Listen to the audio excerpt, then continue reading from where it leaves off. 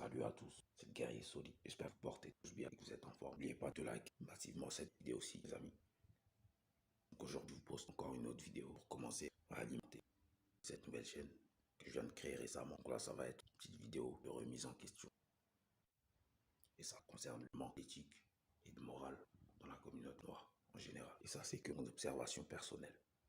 Et aussi, même si dans les faits, nous ne sommes pas encore réellement une communauté, chose qu'on ne peut pas nier. En tout cas, en France, nous ne sommes pas encore une communauté solide. Mais moi, j'utilise quand même le mot communauté pour désigner notre groupe par rapport à notre couleur de peau.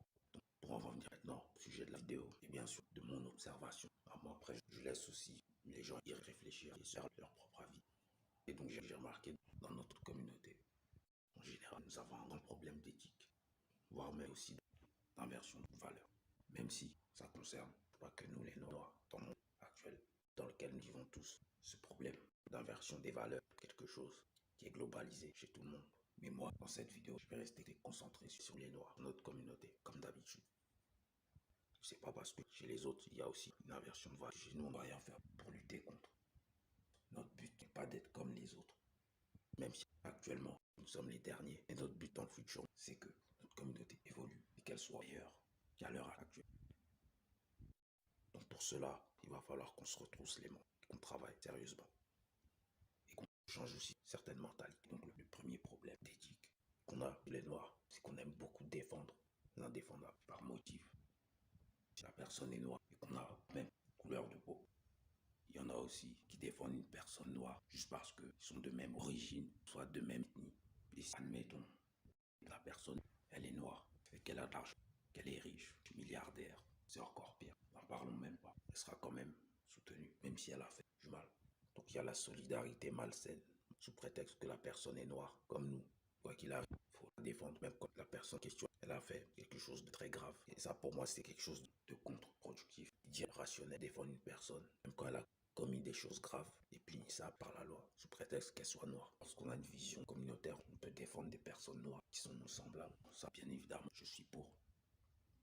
Mais à condition qu'ils soient aussi défendables. On peut défendre des personnes noires qui subissent réellement des injustices ou qui sont défendables lorsqu'ils sont dans la sauce. Mais pour moi, on ne doit pas non plus défendre des criminels ou des délinquants juste parce qu'ils sont noirs. Que ce soit en France ou même partout dans le monde. Pour moi, on ne doit pas défendre des gens qui nous ressemblent et qui nous causent du tort. Pour qu'on soit un minimum pragmatique et raisonnable. Que ce soit une personne lambda ou même un artiste ou une célébrité. On ne peut pas défendre nos semblables quand ils font des choses graves. Même si quand ce sont des artistes ou des célébrités qui ont fauté. Il y en a qui ne veulent pas les crucifier, les allumer publiquement aux yeux de tous. Les gens qui ont cette position-là, je peux comprendre. Pourquoi pas? Les gens qui ne veulent pas s'exprimer sur l'acte de la personne. Mais dans ce cas, quand ils ont tort, il ne faut pas les soutenir, prendre leur défense ou leur trouver des excuses. Quand ils font des choses qui sont très graves. Très graves, par exemple, comme l'histoire du rappeur R. Kelly. Comment peut-on défendre un violent, s'il vous plaît? Même s'il y a certains parents aussi, des victimes qui ont été complices dans ces histoires.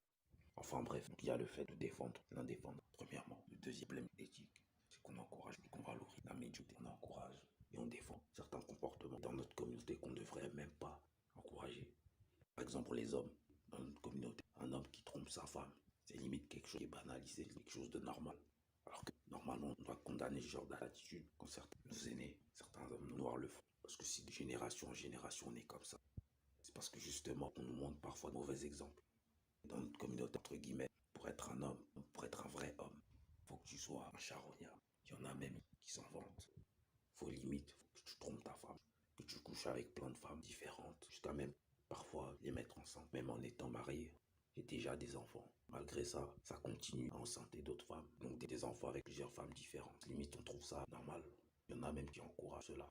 Et on a perpétué cette mentalité-là de génération en génération chez les hommes. Et ça nous distrait de beaucoup de choses. Ça nous empêche aussi d'avoir la volonté de puissance, de bâtir et de devenir une communauté forte. Ensuite, rivaliser avec les autres peuples, les autres patriarcats. Maintenant, comment vous voulez qu'on s'en sorte dans notre communauté avec certains hommes qui ont des comportements comme ça? Maintenant, parlons un peu plus sérieusement sur le fait de tirer de gauche à droite. Comment voulez-vous qu'on devienne une communauté forte si nous-mêmes déjà on n'est pas capable, tant comme de construire des familles qui sont ordonnées dans notre communauté? Faire des enfants de gauche à droite, mettre des femmes enceintes, ça aussi ça crée du désordre dans notre communauté. Ça crée des déséquilibres, des enfants qui grandissent sans leur père et c'est la mère qui doit tout gérer, jouer le rôle de la mère et du père vu que le père il est absent. Et je vous apprends là-dessus. Une mère seule qui élève et éduque elle-même un enfant, plusieurs enfants.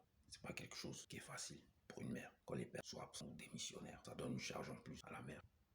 Donc si on a conscience de ça, on doit faire en sorte à ce qu'il y ait de moins en moins de baby mama. Et même aussi de mères célibataires, que ce soit toujours les mères qui doivent tout gérer. Chez nous les noirs, c'est ça l'objectif.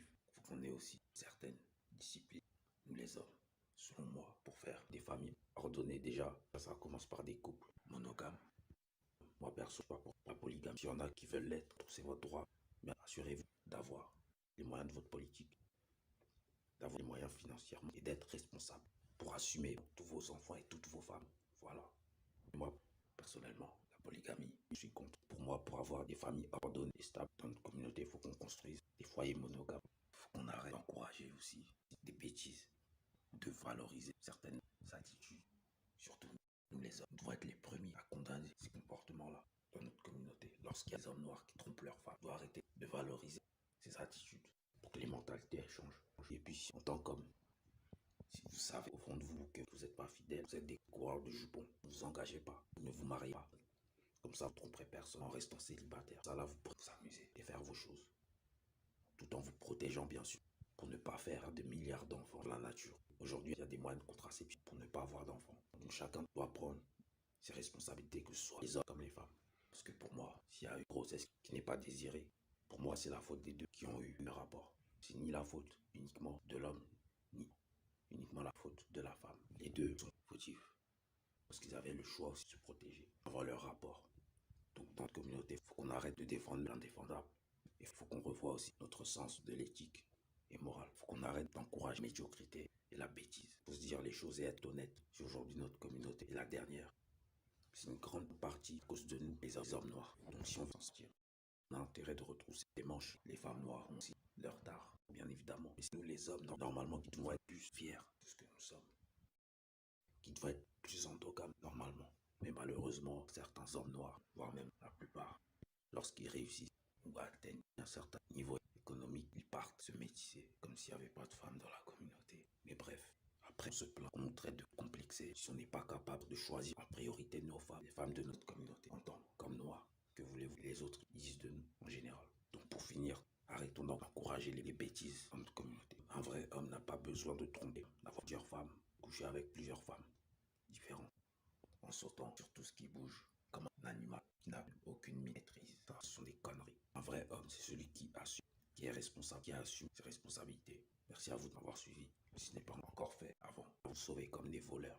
N'oubliez pas de mettre un like ci-dessous. La prochaine vidéo sera la négrophobie au sein de la communauté. Ne vous inquiétez pas. Patientez un tout petit peu. J'ai bientôt fini de monter la vidéo. C'est une vidéo qui est pour moi vraiment importante. Parce que déjà, avant de parler d'unité entre nous les noirs, il va falloir qu'on règle certaines choses en interne. Parce que la façon comment on se comporte entre nous parfois, elle n'est pas vraiment terrible. Que ce soit dénigrement entre hommes et femmes, dénigrement de la communauté en général. On verra tout ça. Merci à vous, c'était Gary Souli.